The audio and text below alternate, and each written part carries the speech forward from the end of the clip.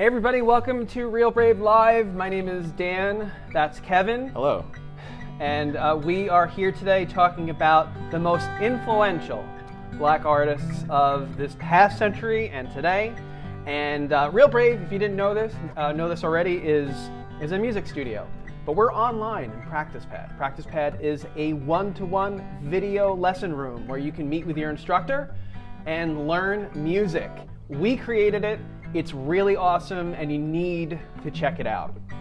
You can also check us out on the practice portal right here on the Facebook. And if you're not already like a huge fan of us, please stay here, listen to this wonderful conversation. This is two musicians in a room. It's something we do every week, 1 p.m., talking about music. Today we're talking about the most influential, well, 1:15, influential black artists of our lifetime. Kevin, how are you today? I'm good, and welcome, viewer, to Real Brave Live. Very, very nice. Yep. So you made this list. We talked about this list. Right. We compiled the list. Sure. We didn't take a list from anywhere else. No, yeah. So we've been doing a lot of that lately, and I have a hard time relating to lists that other people create because I don't they're not always aligned with my interests and tastes and stuff like that. But this month being Black History Month, I thought of a long list of musical influences that I have of black musicians. It was really hard to whittle down to 5. Yeah. These are the 5 that I think maybe most strongly influenced my playing and my tastes and everything else. It gives a new definition to the word listless. Yes, listless. Not listless. Oh, not listless. Yeah, listless. That would be the opposite. Yeah. So it's okay. Of what we're So going for. without lists, we've come up with a bunch of people, and I'd like you to introduce the first artist. So number 5 on my list is an artist who I've discovered recently, maybe like 2 years ago. I didn't discover, but came into my purview as early as like 2 years ago. His name is Antoine Stanley. Now, Antoine Stanley is a vocalist. That is his main thing, and he's an incredible vocalist, and he sings with the band often, Wolfpack. Have you heard of Wolfpack? I know you're a huge fan, and thank you for introducing me to them. Yeah. New definition of funk. Yeah, for real. It's funk in the 21st century. I saw them at Madison Square Garden. Antoine was with them.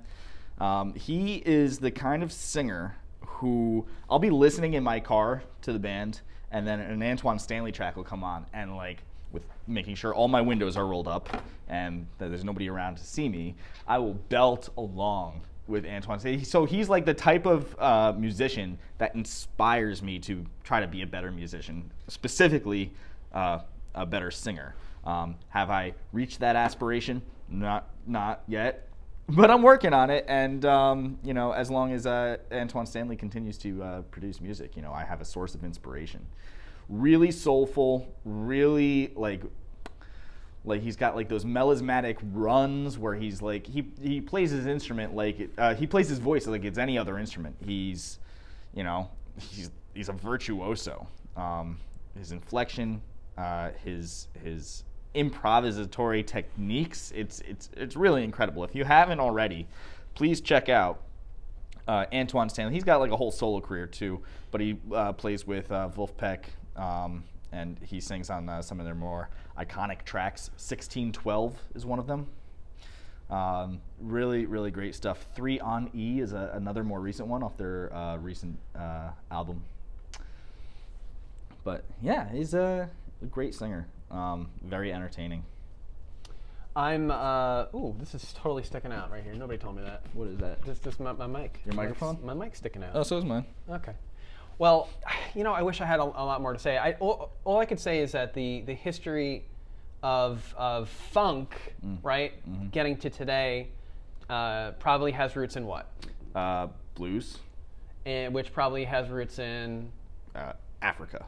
Right. But do you think? But prior to, well, okay, yeah, sure, because like there's like a jazz blues kind of parting of ways, right? Yeah, At some point. If you look at music like one of those evolutionary trees, the tree of life, you can trace pretty much everything back to some common ancestors. Funk came out of like an amalgamation between rock, blues, and like dance music from like the 50s, like R&B from the 50s, which is very different from R&B we have now, rhythm and blues. But it was you can trace it all back to some sort of common lineage. And in America, we call America the melting pot because we have a very, very diverse population. But our music is just as diverse and just as rich culturally, based on how different genres melded together. Guitar music from Spain, classical music from other parts of Europe, and the African tradition of a lot of like call and response, a lot of like work songs. When they got over here and we had slavery for more than 100 years in America, that sort of African American spiritual hymnal work song, field songs, they made their way toward the blues, and they combined in the blues with a lot of classical influences. And jazz was born from that. Scott Joplin, who was actually Canadian, I think. He wrote Maple Leaf Rag. Yeah, the ragtime. He's the father of ragtime, which, eventually matriculated down the Mississippi River into, past Chicago, down into Missouri, New Orleans, and that's, I think, where jazz really took foothold with Dixieland, and then it went back up the Mississippi, and you have Chicago jazz and bebop, and then cool jazz, and from there, like, proliferated into so many different branches. But you can trace it all back to some sort of common lineage, I think. I decided to go live on we're not live on there yet, are we? On the gram? Gramming it? Gram. I wanted to gram it. Now I got to come back to it. Okay. So I wanted to maybe go to the next one. So we've got Antoine Stanley at number 5. Sure. And then what's number 4? If I remember correctly, it was either 1 or 2. And again, it was really hard to narrow this list down, but I think for me, number 4 was James Brown. Is that right? Yeah, James Brown, the godfather of funk. And as long as we're talking about Antoine Stanley, you can't talk about funk without talking about James Brown. And I would probably say that funk is maybe, I try not to pick favorites, but is probably one of my favorite genres of music. Just the rhythm involved, the syncopation, the bass lines, and James Brown in particular, he was notorious as being like a really, really the hardest working man in show business, right? And he worked his band. He had the hardest working band in show business too, like hours and hours long of rehearsal. And if you missed if you missed landing that on the one, or if you missed those syncopations, like he gave it to you.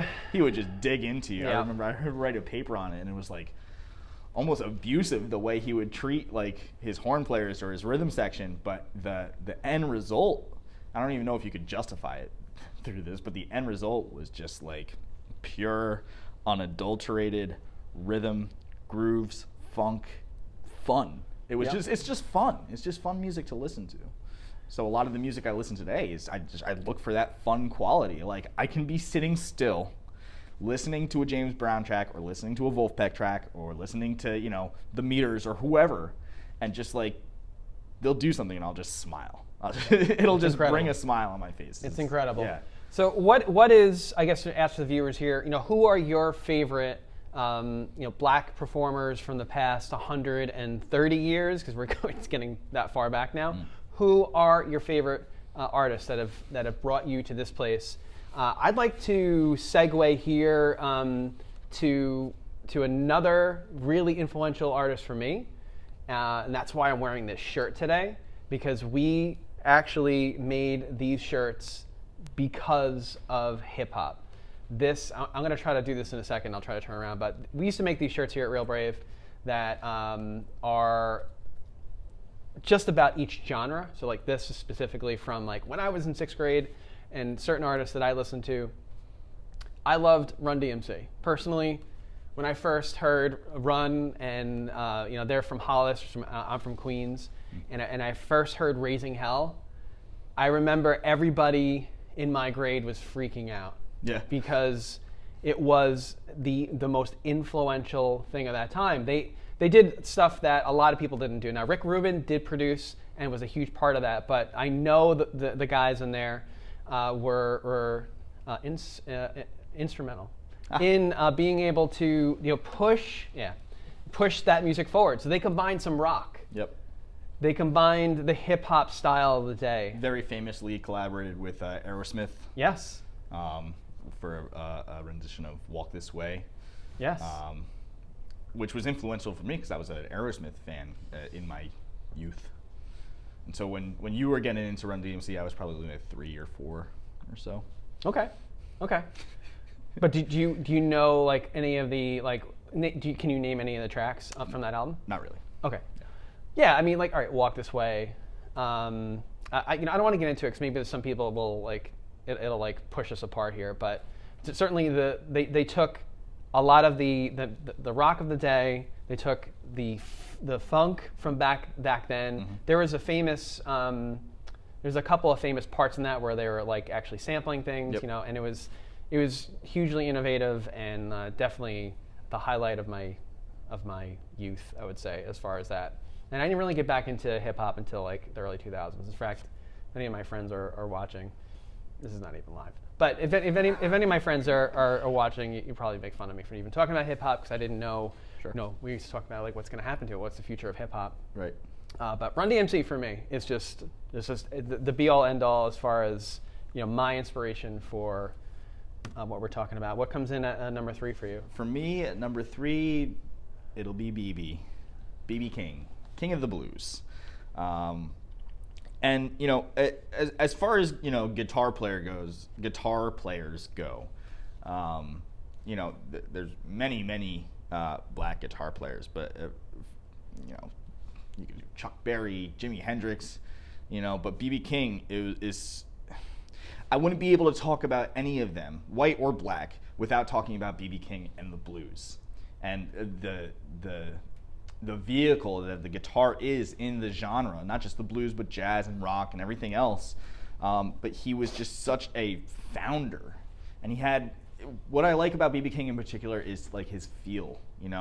Yes, he was very creative with his melodic lines. He was very creative in his phrasing and everything, but his feel, like the way he played the notes. His guitar famously was named Lucille. And it's like when he played the guitars, like Lucille was literally speaking to you, and you could understand what she was saying, and she had a lot to say, and she would make you feel. It wasn't just about like passively listening and enjoying the music. It was about like engaging with like all of your emotions, just all the different depths and complexities and colors and tones and flavors of the music. And BB King, man, he's the king of the blues. I don't know what else to say about him other than, if I had listed any other guitar player, like, one of their main influences would have been BB King. Mm-hmm. Van Halen is noted for having had BB King as one of his biggest influences. Wow. Yeah. Talking about melody on the guitar, mm-hmm. just a few simple notes. I think we've talked about BB King before. A few simple notes. A few simple notes, just like over and over, and just the guitar for him was about expression. He could take a simple phrase and just make it sing,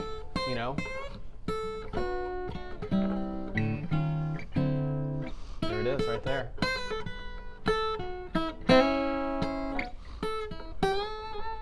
I'm not as good as BB, but that's the kind of influence that he had on everybody.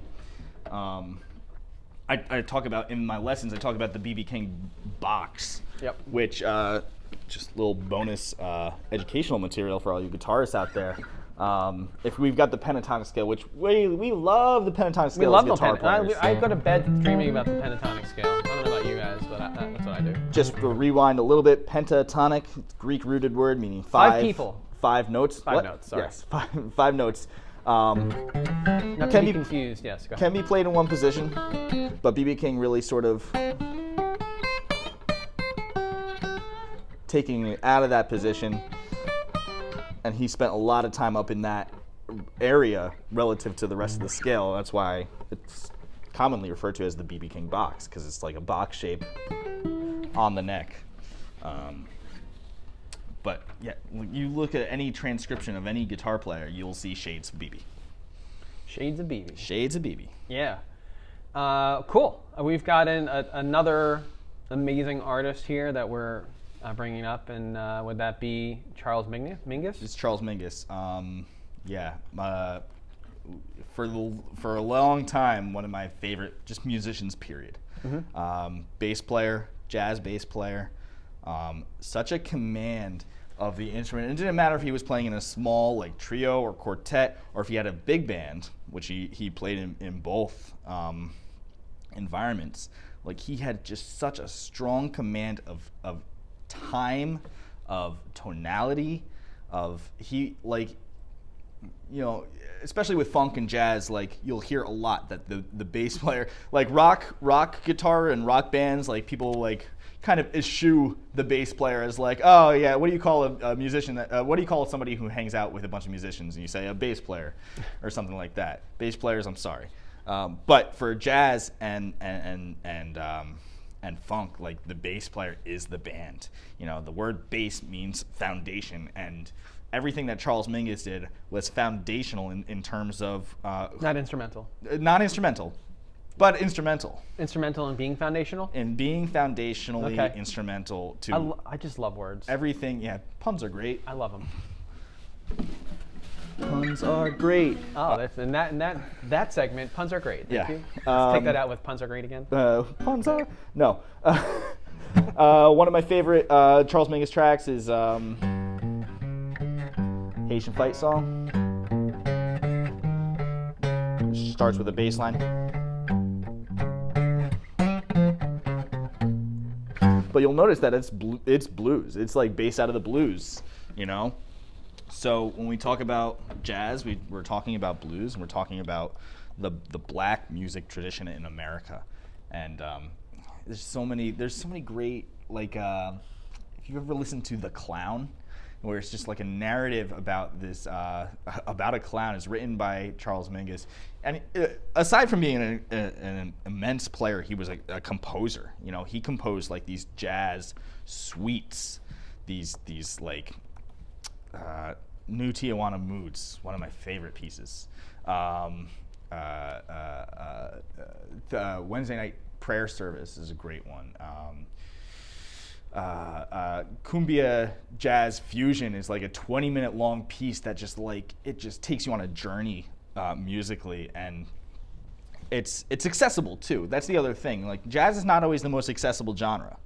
You know, it can be very esoteric, and it can be very niche, and like, it can be an acquired taste. But, like, you know, in terms of jazz, Charles Mingus was a rock star. You know, and it was just, again, just fun to listen to. You want to move, and it's great.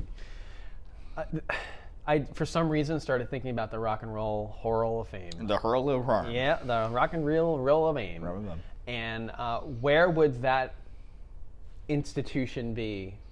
Did you see that? It wouldn't be. It wouldn't be without anybody, and I have a whole other list of people that we can probably get to. If you're watching, please comment. I see something happening over there. Nope. Please comment on who you think is the most influential black artist of all time, because personally for me, there is no music today without anybody that we would bring to the stage. Yeah. Not literally bring to the stage, because they couldn't make it today. Let's put it that way. Right. They're like, we can't make it now. Right. Antoine Stanley, if you're watching, please return my emails. I've been come on, man. Yeah. And Jimi Hendrix, stop just ghosting me. Yeah. All right. I don't know what happened just there. But speaking of jazz, and speaking of the accessibility of jazz, number one on my list here is Miles Davis. And it's, Miles Davis was like, I was kind of on the nose, right? Everybody lists Miles Davis as their number one, but like for me, growing up and trying to explore outside of like, I remember being like early middle school, like really loving the hard rock, like the Led Zeppelin, the Ozzy Osbourne and stuff, but like, I was joining like middle school stage band and jazz band at the time, and the album for me that got me into, that opened like an entire realm was Kind of Blue, and it's from the Miles Davis Quintet. And it's like the entry point for, if you like rock and if you like the blues, it's the entry point for jazz. And there's so much, like books have been written about Miles Davis and his influence and the way he played and stuff like that. But for me, it was sitting down and listening to a Miles Davis solo. And again, jazz, you think like, oh, really fast, but like Charlie Parker stuff. If you haven't heard it, it's incredible. Which I don't want to take away from like Charlie Parker or any bebop players or anything like that, but Miles Davis, his solos in So What or in Blues by Five or any Miles Davis piece, Sketches of Spain, such a good album too. Bitches Brew. Bitches Brew. The fusion of it's like it rock split from blues, and they went their own separate ways. But then in the early '70s, they came back with Bitches Brew with jazz meeting. Miles listed Jimi Hendrix as one of his influences because he really liked that electric sound, and that's where Bitches Brew came from. But for me, the thing that stood out for me about Miles and his playing was his phrasing. The way he would speak out improvised melodies and it's like, and you hear this a lot if you look at jazz and you follow anything in that conversation, is like, it wasn't about the notes that Miles Davis played, it was about the notes that he didn't play. And that's so 100% true, because while other people in the jazz world were just like playing as fast as they could and trying to be, it was like a contest to be the killinest. Miles was just like putting these, like he was like a Miles Davis solo could be like bat up, and then you're just waiting, bat up, and it was just so tasteful and different from anything else. And he, when I'm improvising or I'm jamming, in a setting, I try to keep that too, because like you go to jams or you listen to a band or anything like that. Or the worst is if you go to a bar and there's like a blues, like an open jam and it's like a blues thing. You see guitarist after guitarist after guitarist, and guitarists are particularly guilty of this. I'm looking at you, guitar player out there, of just like getting on stage and trying to just play as many notes as they can. Just like squeezing those notes in there. You're blowing up over there. Oh man. Maria came and is giving us a lot of feedback. That's great. She's telling us Cab Calloway, Louis Armstrong, Jelly Roll Morton, Gene Green, Leo Watson, all valid. Who's on there? Marina. You remember Marina from Manhattan? Oh yeah. Thanks for watching, Marina. Yeah, that's nice of you. How are you? There's the thing with Kind of Blue, which I just had to look this up really quick so I can make sure I got this right. Do you remember the artists that were featured on there? You had on Kind of Blue. You had Herbie Hancock. John Coltrane. Bill Evans. Was it Herbie Hancock or was it McCoy Tyner? You got Bill Evans. Bill Evans. Bill Evans. We're not going to talk about Bill Evans. No. Paul Chambers, Jimmy Cobb, Yep. And Wynton Kelly, which I've actually never heard. Kelly. But I wanted to try to. There was a story about this, about how they recorded it, and I don't want to ruin it. But it's the way that what they went through to record that album. Not went through, but what they did and how they went about it. It's just incredible. But I just definitely don't want to ruin that. It's a cool thing about the jazz idiom. Get it right. Gotta get it right, folks. It's a cool thing that you can have like an artist or an album and so many different performers can play on that album and it's still like one piece. You don't have that sort of like tribe mentality of like, no, we're Kiss. Well, they're not British. We're Kiss. I'm Gene. This is Ace, and this is from who New York. We're here. We just got a bagel. We're gonna sit down. We're gonna play some music. That's what Kiss sounded like. Yeah, pretty much. But like you didn't have that tribe mentality in jazz. It was a very communal, and it still is a very communal explorative, inclusive environment where, you know, if you got something to say, come up and say it. Yeah. You know, even if what you're saying is nothing, because that's what Miles did a lot. Just leaving those spaces for the band to breathe. So speaking of space and cutting Kevin off, there's so many people that deserve to be on any list, and you know, I don't think we're giving up on lists, but I think just those 5 people alone stand in the top 10, and the top 10 is tied. There's millions, there's you know, hundreds of people that are probably tied, or maybe dozens. But here's a bunch more that are left off that list: Louis Armstrong, Aretha Franklin, Jimi Hendrix, where I said, Marvin Gaye, Duke Ellington, Ray Charles, Ella Fitzgerald. So many. One of my favorites. It was really hard for me not to put Billie Holiday on this list. Billie Holiday. She would take a melody and just transform it. We were just listening. Melissa and I were just listening constantly. Prince, Stevie Wonder, Michael Jackson. Stevie Wonder almost was on this list. Yeah, Billie Holiday's on here. Chuck Berry, Little Richard, who just passed away recently, right? Martin Luther King. I don't know why he's on there, but Scott Joplin. Can you make an album? Of course, his famous album, which has no name. Turned out it was a polka album. It was a polka album, Yeah. wasn't it? Yeah. Yes. Strange. Scott Joplin, he named. Lauryn Hill, we talked about last week. John Coltrane, we mentioned. Nina Simone. Oh, yeah. Nina Simone, just sultry. Nat King Cole. You know, Tina Turner of the 80s, I mean, you can't deny it, right? Or the 60s, 70s, and 80s, excuse me. Right. Talk about Whitney Houston too already, right? Whitney But- Houston. Yeah, I mean, Whitney, of course, yeah, you can't. Then, like, you just fast forward, and then you have all of the current day artists, Alicia Keys, Jay-Z, you know, Biggie we talked about last week.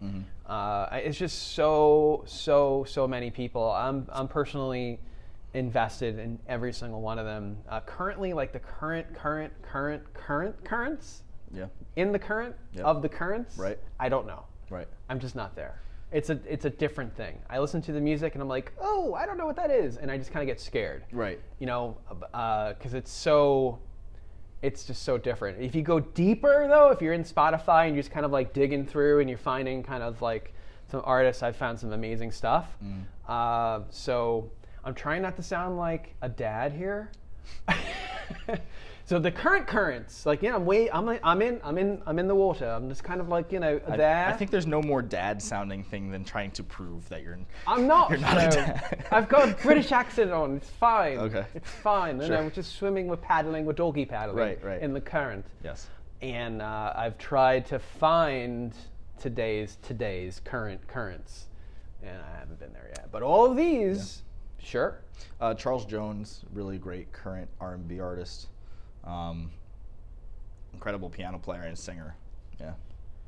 I'm looking to the past. I've been there for a little bit for all of this, but there's a ton of stuff there. Like I listen to it, I'm like, that's awesome. I'm just not there. Like kind of, you know, taking it in and just putting it on my Spotify list. What current like hip hop stuff have you tried listening to? Anything in particular?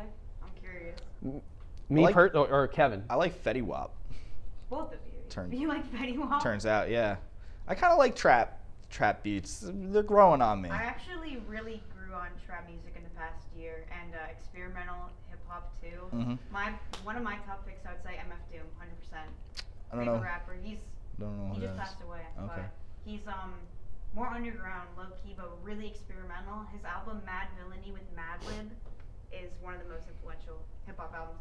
It's great. Who had the album Acid Rap? Tim the Destroyer. Tim the Yes, Destroyer. Tim the Destroyer is back. Third album, straight out of the Rock and Roll Hall of Fame. That went triple platinum. It went triple. Who cares?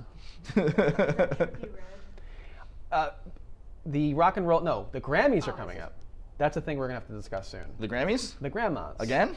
Yeah. Right. Yes. Chance the Rapper. So soon. Chance the Rapper, of course. That's right. I love Chance. Yeah, you can't deny it. Yeah, I've perused that album. It's good. You know, No Problem by Chance, like No. it's a really iconic song. You want no problem. But we were talking about like influences, and I think current music needs like just current music of like any ethnicity just needs time to simmer before it can really take hold in the cultural what's the word I'm looking for? It's TikTok music right now. Yeah, it's right. what it is. Let me tell you, speaking of TikTok, are you looking at yourself? Sure. I have spent a lot of time on the Clubhouse. If you're not on Clubhouse, go check it out. It is mind-blowing. It is a live kind of drop-in audio chat where you just chat with people all over the world. And I've gotten to check out a lot of people's TikToks on this and Instagram stuff. And, it's influenced kind of what we're doing here at Real Brave. By the way, we are a music instruction facility. We've got Practice Pad. Please check it out. Yep. PracticePad.com, live music instruction. But I digress. TikTok music, right? It's just like this in your face. It's almost like worse. Not worse. That's not the right word. But like getting to the point quickly. Yeah. In this world is so important. It's like anybody in these Clubhouse rooms are always talking about Instagram and how in your first 5 seconds your reel has to be bum bum bum. And I was even saying to everybody here, the whole staff that's on this amazing, incredible production that we have, the dozens of people. Hey, the first 5 seconds we can't be just sitting here and talking. Which I think we did for like the first 10 or 20 episodes. There's just like a lot of dead air. There's a lot of dead air. Yeah. Anyway, my point is that it's what's not connecting to me is that there is this move to the Reels, Instagram, TikTok universe where everybody's just kind of like dancing along and doing the thing. In the first 5 seconds, they've got that thing and that hook. I've gone back to personally my roots where it's like all this that we've talked about, listening to the incredible deep meaning behind all this. The meaning to me is not there. We've talked about this before. Lyrically, you're not there. Yeah. Musically, you are. Yeah. Lyrically, I am. That's why, Bono and singing with who was it? Oh, Mary J. Blige. You heard the song "One," right? Yes. Yeah. So it's an amazing song, and Mary J. went on stage, or I don't know if they recorded it live. She sang it. It's a whole new meaning. Yeah. He sings it in his own lighter soul way. He's got his whole thing happening. But when she sings it, she brings it to a completely different level. And every singer, if you're a singer out there, we all aspire to sing like people like Mary J. Blige, where it just comes natural to them. Yeah. We're trying to bring that soul to it, but as a white male, I can't. I can get close. But it's not totally a part of me. There's people that can do that, and it's a genre they all brought. As a singer, I'm always in awe of the people like Mary J. Any kind of singer that has brought that to the forefront of music. They deserve to be up top and in every conversation, whether it's at the Rock and Roll Hall of Fame, or the Grammys or anything. They need to be at the table for all of that, because without them, we wouldn't be having this conversation. Right, exactly. And I might not even be here at all. I would never have danced at a Fish show. So much of their music, funk. Yeah, that's where it comes from. Oh, and fun fact today. Today in history. Do we have music for that? Here's a fun fact. Today, this day in Fishtory, which is an Instagram account. Oh, can't wait. B.B. King sat in with the band Fish. It was 2004. You're kidding? No. Interesting. They're not just some jam band that Bruce Springsteen hates? No. No, Billy Joel. Billy Joel. I got the famously hates the B's wrong. Right. No, they're not. They have clout and musicianship. But as long as we were talking about B.B. King, I meant to mention it earlier because I like to drop a Fish reference every. Yeah, you do pretty well at it. Podcast. Every once in a while, you do pretty well. Yeah. Speaking of podcasts, did you guys see that Obama and Bruce Springsteen are doing a podcast together? Yep. I think Born in the USA. Barack Obama, who Melissa and I like to call Barry. Barry. You know him. Very good friends. Yeah. We first name basis. Yep. We might as well be. He wanted to start his own production company, and you can when you're the leader of the free world. Sure. And have tremendous. He might as well have an album, for crying out loud. Yeah, I think he does. He might. It's an Will I Am song. Audiobook, I think. What? He's got an audiobook out there. His memoir. Yeah. Okay. So. I'd love to drop the story about the painting Hope, but I don't know if that has any relevance here. Barry, if you're watching. We know you are. Yeah. We are connected in a strange way, actually. Yeah. I'll tell that story some other time. We're running out of time here because we've got a thing. Oh, yeah. And Are we going to have time for the segment from last week? I don't know. We got to do it in maybe a minute. Maddie, are you ready? I'm already up. All right. She's ready. So last week we were talking about some list about the 10 best albums from the 90s. Do we have any comments about what we were doing before we do this? Just so we can address Just them? from Marina, just saying some more names. Anita O'Day and Sarah Vaughan. Sarah Vaughan. Yep. Okay. All right. Well, okay. Let's move on then. Okay. Let's do the game.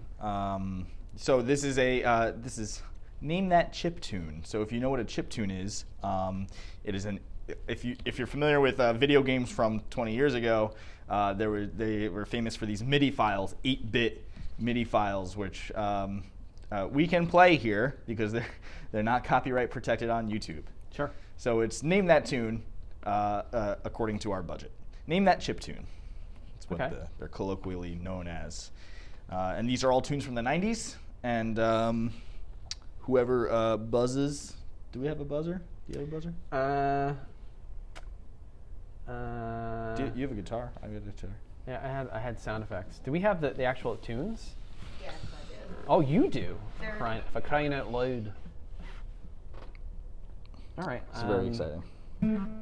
I'm just gonna say beep beep beep because that's my thing. That's fine. Yeah, I'm I'm gonna- going in all 50 states I'm going for to play that. a Miles Davis lick for Okay. every time. Yeah, I'm ready. Let's try to get a game in 2 seconds. Here we go. Okay. 2-second game. We'll start with this one. Are we gonna be able to hear this? Because we have lavalier mics on. Lava mics. Lava mics? Hear what? Can you hear this?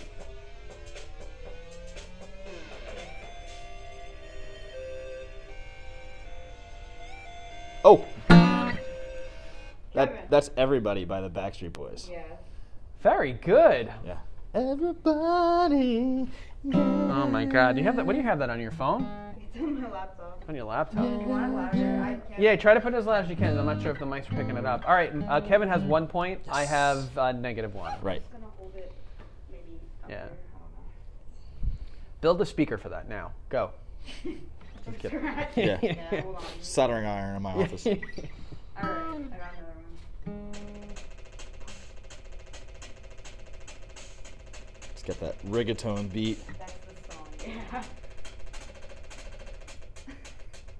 This sounds like metal though. It sounds like nothing, but Is this,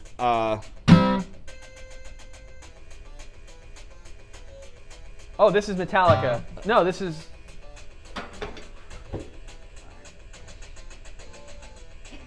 Master of Puppets? it's not Master of Puppets.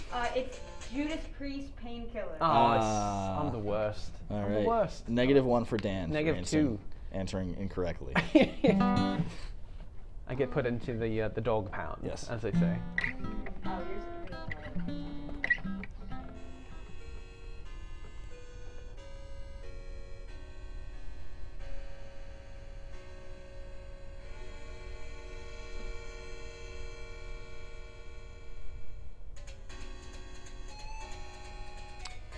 Oh,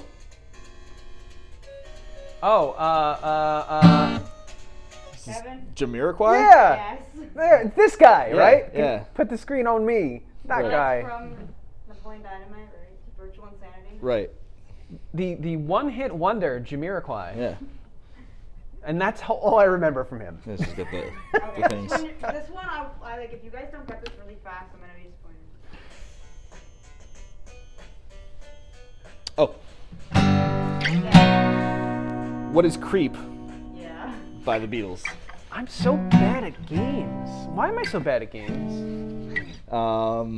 Answer that, Kevin. I I did- can't even answer I don't know how to say that without insulting you, and you're my boss. it. Yeah. That's okay. Payday was the other day. Oh, that's you're right. Fine. So you have 2 more weeks to make it up to me. Great. Okay, we have like another minute. You wanna do one more? Sure. Let's I've one more already lost. tiebreaker. If I get this one, I win. Yeah. That's the way that the games work, right? Right. Yep. Is that Smash Mouth? No, this is keep playing it. This beep beep beep. Yeah. It's Smash Mouth, Rockstar, All-Star, All-Star, yeah. whatever. I win. I hate that song. I could have sworn that was Yeah, Smells Like I Teen hate that Spirit. song too. Somebody wanna. Okay. Sorry, Smash Mouth. Big fan of the show. Smash Mouth, if you're watching. Sorry. And And anyone else who's one, watching, sorry. my one artist I brought here. This is what I wrote. Run. And just to That remind wasn't myself. that wasn't like a plan of retreat. this is not. This is not a plan. When of people This is my note to myself. barrage us with hate, we can just run. Yeah. So listen, this is the. That concludes today's podcast. We had a blast today. Thank you for being with us. Thank you for commenting and doing all the things that you do. Please check out practice-pad.com. You can email us. Or actually, you can just go to our Facebook page at Real Brave Inc. You're probably on it already, so if you're watching this, and just contact us. Go to one of the links there and message us. Practice Pad is a live, one-on-one virtual lesson room that we've created. It is absolutely mind-blowing and it really, really works.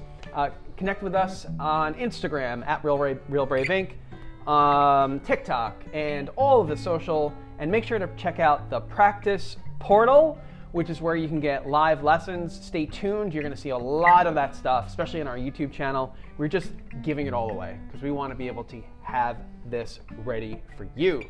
Thank you to all the many thousands that follow us and who are a part of our journey. Thank you, Kevin. Thank you, Maddie. This is Dan. We're signing out. We'll see you next week at 1 p.m.-ish, Wednesday. Ish. Thank you, everybody.